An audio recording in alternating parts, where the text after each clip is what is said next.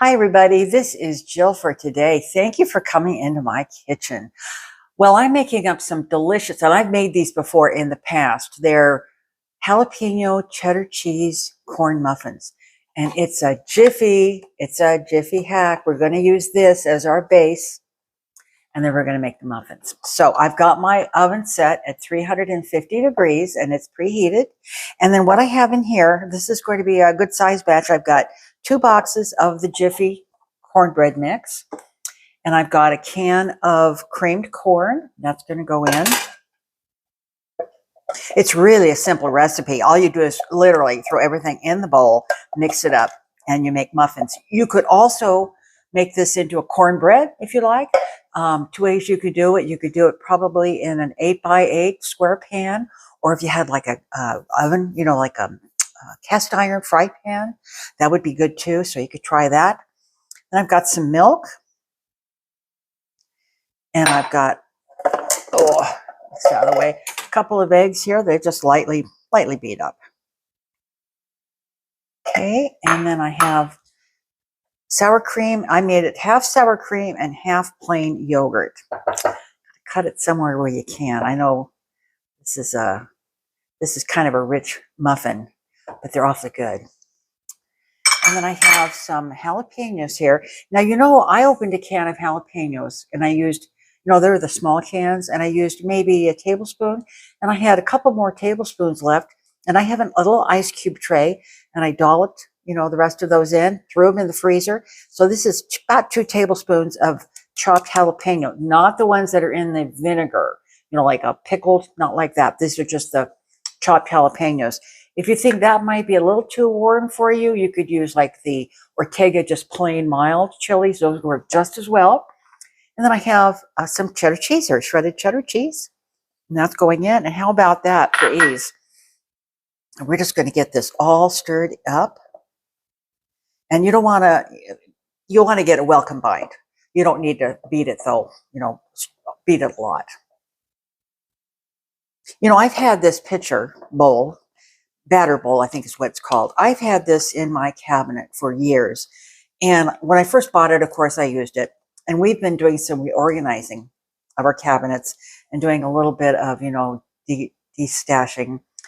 And I found this bowl and I said, this is really, really a nice bowl.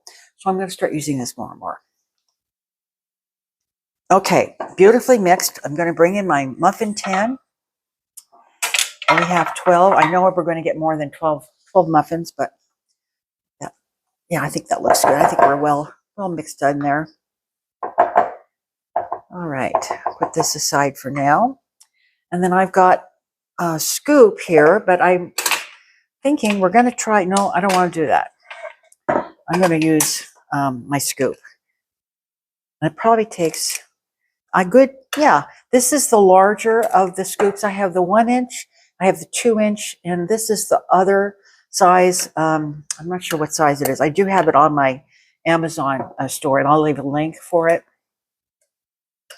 But this is going to make a good 2 dozen muffins, which is nice because I like to make them up and I freeze them. And then when the director's having a hankering around 2 or 3 o'clock in the afternoon, he can pull out one of these and heat it up in the microwave.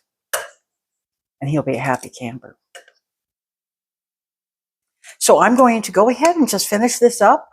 And I'm going to put them in my preheated oven, 350 degrees at the middle rack. And I'm going to cook them 18 to 20 minutes. So I'll let you know what the actual temperature is, or the actual time is once they come out. So I'll bring you back when I have some delicious cooked muffins. They are out of the oven. They took 30 minutes. It's because of that cream corn.